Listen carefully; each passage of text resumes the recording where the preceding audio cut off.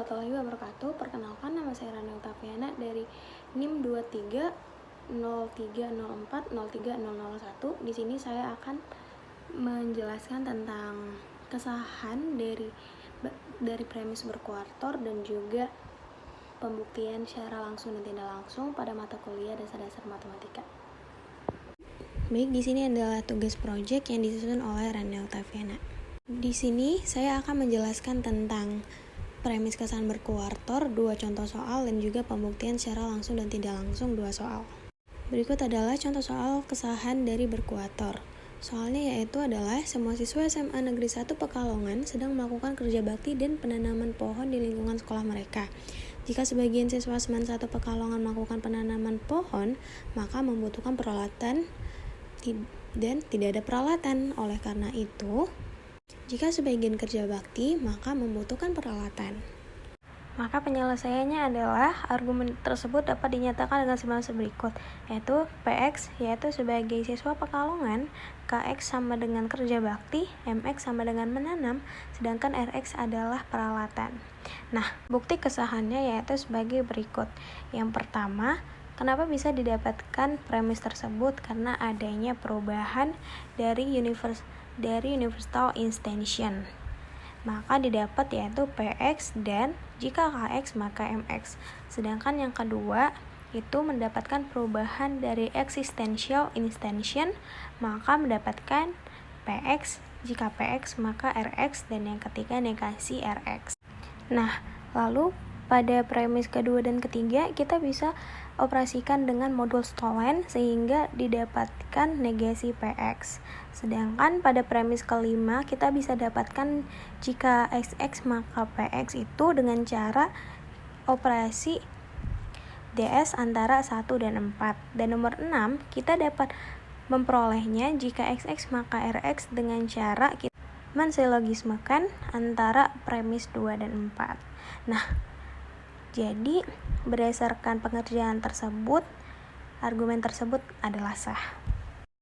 Contoh soal kesahan berkuartor yang kedua yaitu semua pekerja memakai seragam dan sepatu. Jika sebagian dokter tak memakai seragam, maka sedang tidak bekerja.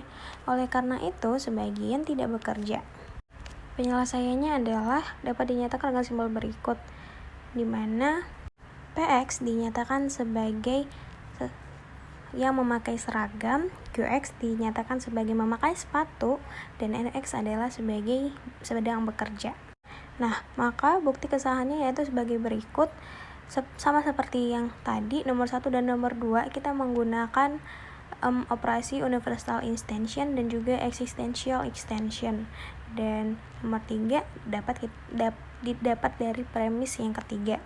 Nah, pada premis keempat kita dapatkan yaitu dengan cara mengimplikasikan pada premis yang pernyataan yang kedua, maka didapat PX dan RX.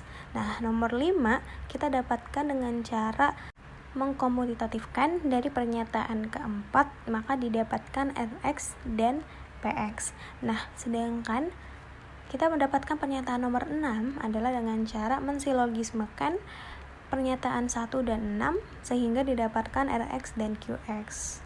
Dan yang terakhir nomor 7 kita dapatkan negasi RX dengan cara modul Stolen dari pernyataan 6 dan 3 sehingga argumen tersebut sah dan terbukti.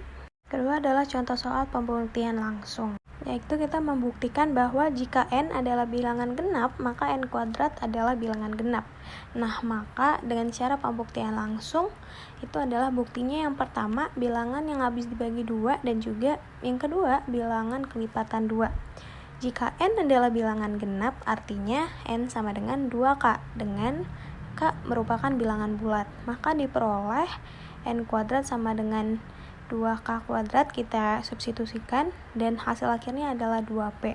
Nah, berdasarkan bentuk N kuadrat sama dengan 2P dengan P adalah bilangan bulat, maka N kuadrat merupakan bilangan genap dan pernyataan ini adalah terbukti. Dan terakhir adalah contoh soal pembuktian tidak langsung. Di sini kita membuktikan bahwa jika N kuadrat adalah bilangan ganjil, maka N adalah bilangan ganjil.